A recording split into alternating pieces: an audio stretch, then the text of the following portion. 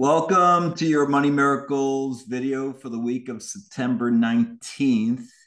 And I am really excited. Hope you guys are too. Are you ready for your 9-week challenge? It starts tonight. Yes. Have you ever been worried about money? How do you change that feeling? Do you splurge?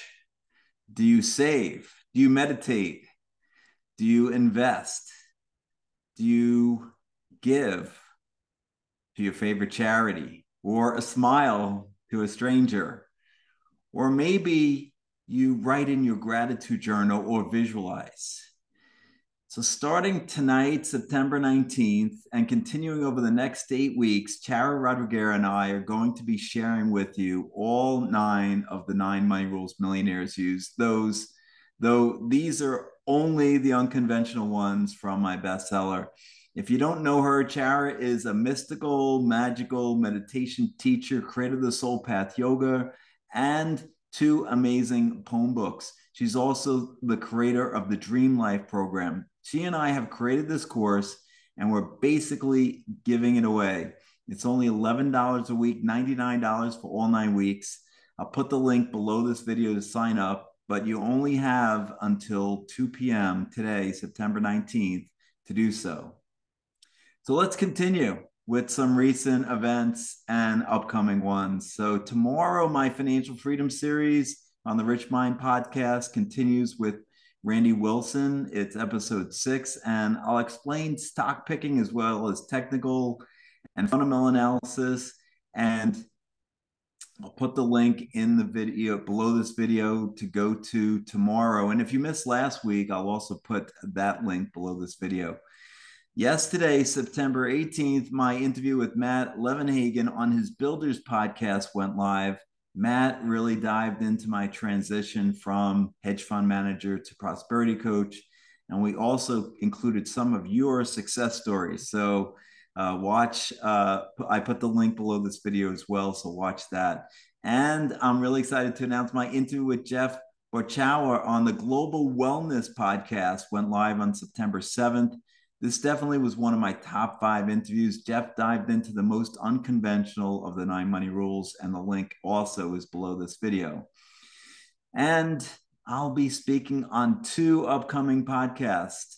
One is next week, September 27th. Jules Vitale is hosting the Self-Love, Self-Care, Self-Confidence Summit. It's absolutely free. So click the link below this video to sign up for that. And the second summit I'm doing is called Create Freedom Through Clear Boundaries, hosted by Marty Forrest. This one's in November. I'll let you know when that one comes close. And finally, I'm going to be in Orlando the week of November 11th to 18th. If anyone's in the area would like to meet in person, just respond to this, put the comment below this video, respond to the email. And I'd love to meet you in the Orlando area the week of November 11th to 18th. So each week I highlight a member of my network. This week it's Jeffrey Yeager. Jeffrey has provided accounting and advisory services to the alternative investment community for over 25 years. He's a former partner at a national CPA firm, and his clients include asset managers, hedge funds, PE firms, and family offices. He helps clients with their financial reporting needs, ensuring the accuracy of their accounting records, audit readiness services, strategic planning, and working closely with senior management to achieve their business goals. You can reach Jeffrey at J.H. Yeager, that's JHYAGER at Comcast.net. And each week I'm highlighting a book I'm reading. For the past few weeks, I've started a 5-book series called The Law of One, which is a channeled book from Ra. If you're open-minded and want to learn about the history of Earth and humanity and many of the historical places like the pyramids, read on. This week, and watch on. This week I'm up to book 3. Below and is a summary. So I'm going to give a summary of the highlights of book 3, the most interesting and enlightening part of the book from my perspective. So whatever resonates, take. Whatever doesn't, throw out. So here's a few quotes. For the most part, those coming from distant points do not need craft as you know them. There are third density entities who have learned how to use craft to travel between star systems while experiencing the limitations you now understand. However, some entities have learned to use hydrogen in a way different from your understanding. These entities still take quite long durations of time as you measure it to move about. However, these entities are able to use hypothermia to slow the physical and mental complex processes to withstand the duration of flight. There are two other types. One is a type which comes from fourth or fifth to sixth density in your own galaxy, which has access to a type of energy system which uses the speed of light as a slingshot and thus arrives where it wishes without a perceptible time elapsed in your view. The other types of experiences out of a fourth or fifth or sixth density of other galaxies and some within your own galaxy, which have learned the necessary disciplines of personality to view the universe as one being and therefore are able to proceed from locus to locus by thought alone. Question, is there from a point of view of the individual who wishes to follow the service of others path anything of importance other than disciplines of personality, knowledge of self, and strengthening of will? Answer, this is technique. This is not the heart. Let us remember that we are all one. This is the great learning teaching. In this unity lies love. This is a great learning teaching. In this unity lies light. This is the fundamental teaching of all planes of existence in materialization.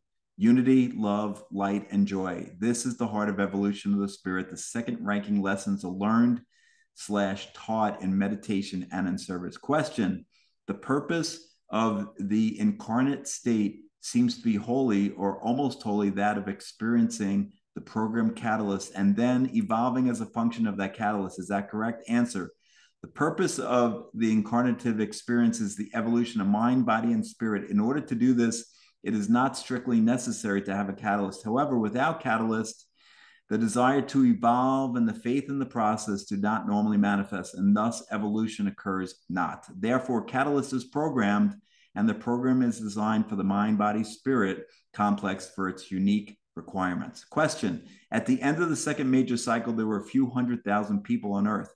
There are over 4 billion people on Earth today. Well, the book was written in 1981, by the way. Now, of course, we have over 8 billion.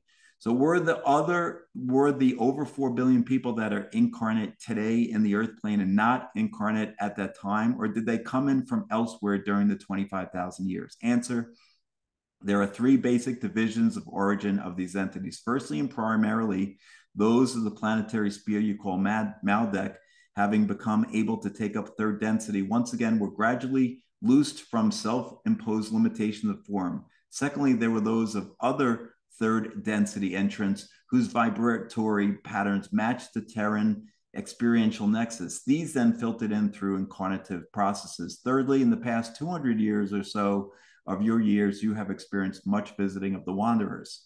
Question, approximately how many mind, body, spirit complexes were transferred to Earth at the beginning of the last 75,000 year period? Answer, over 2 billion souls are those of Maldek, which have successfully made the transition. Question, it has occurred to me that the effect of the so-called Bermuda Triangle could be possibly due to a large pyramid beneath the water that released the third spiral in discrete and variant intervals. Entities or crafts that are in the vicinity may change the space-time continuum in some way. Is that correct?